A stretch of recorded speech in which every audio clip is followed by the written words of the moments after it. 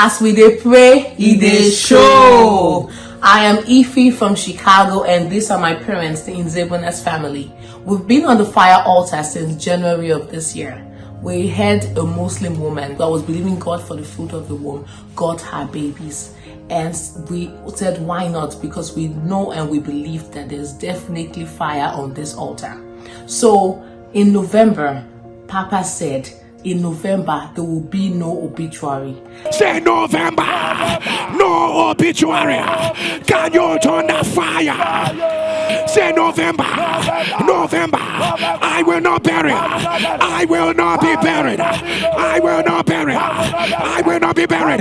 November, nobody will die. Nobody will die. Say arrows of death. Arrows of death.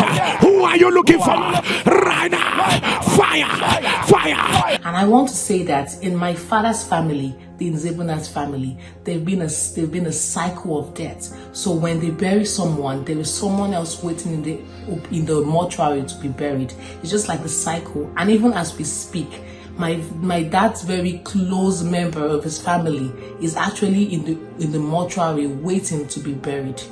And so my father is going to give the story. Last Thursday, November 2nd, at my construction site, three men in a Toyota Camry came from behind, shot me 3 times at my back. As I was falling down, the only thing I could remember that came out of my mouth was, is this the way I would die?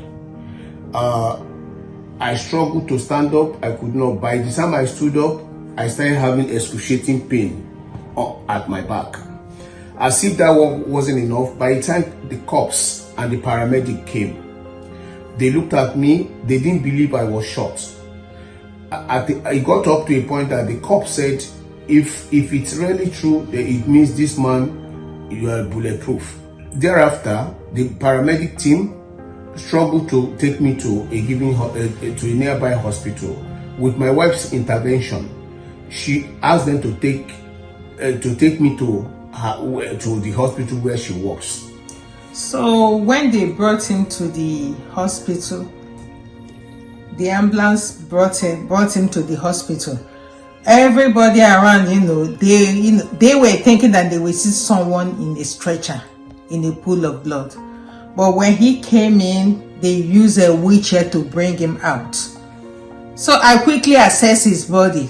She's a nurse, so because I'm a nurse. I quickly assessed his body, no scratch, no blood, before taking him inside the emergency room for X-ray and everything, which they found nothing. So I want to emphasize that they did X-ray, they did CT scan, they did everything on the back. Nothing. The doctors even did the assessment 2 times, 3 times before they even let him go. They wanted to make sure that there was no bullets found inside his body. And so they found nothing. So what God cannot do does not exist. God is really doing great and mighty things in our family, and we know that He will finish it. We're definitely coming back for our mega. This is a mega testimony. We are coming back for mega testimony.